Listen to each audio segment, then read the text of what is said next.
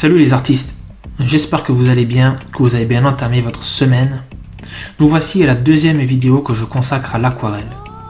J'ai décidé de créer un nouveau format de vidéo dans lequel je vous invite à suivre ma progression à l'aquarelle. Générique.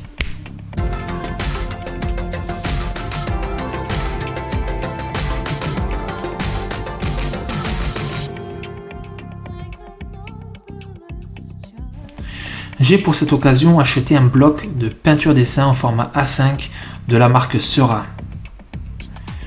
Ça sera pour moi plus ludique de réaliser plusieurs petits formats d'aquarelle que de créer directement des œuvres sur du format A4 ou A3, alors que justement je ne maîtrise pas encore l'aquarelle.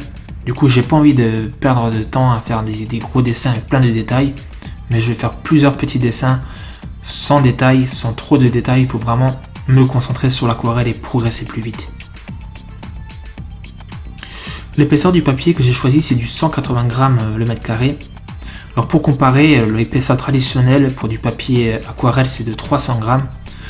Donc sur ce bloc, on va dire que je pourrais aussi réaliser des croquis au feutre ou sur de couleur, pourquoi pas au stylo bic. Ce qui est cool aussi, c'est qu'à travers ce bloc, je pourrais donc observer ma progression. Donc une fois le bloc terminé, je pourrais prendre les premiers dessins et les comparer aux derniers, voir du coup ce qui allait mal au début, ce qui allait mieux par la suite. Pour ce premier dessin, j'ai réalisé deux croquis du même personnage avec deux positions différentes et une expression de peur.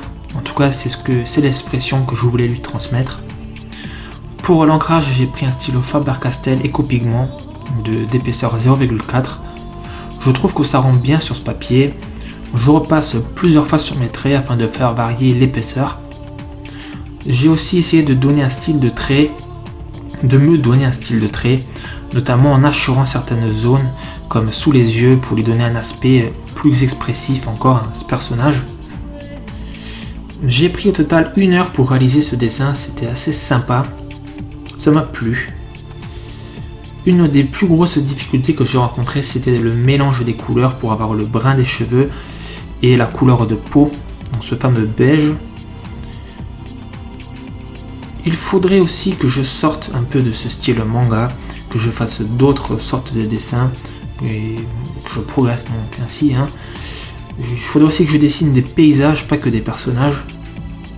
D'ailleurs, n'hésitez pas à me donner des propositions de dessins dans les commentaires. Je me ferai un plaisir de les lire. Dites-moi aussi si ce format de vidéo, donc assez court mais un petit peu différent, peut vous plaire. Puis moi je vous dis à bientôt pour une nouvelle vidéo. Ciao les artistes.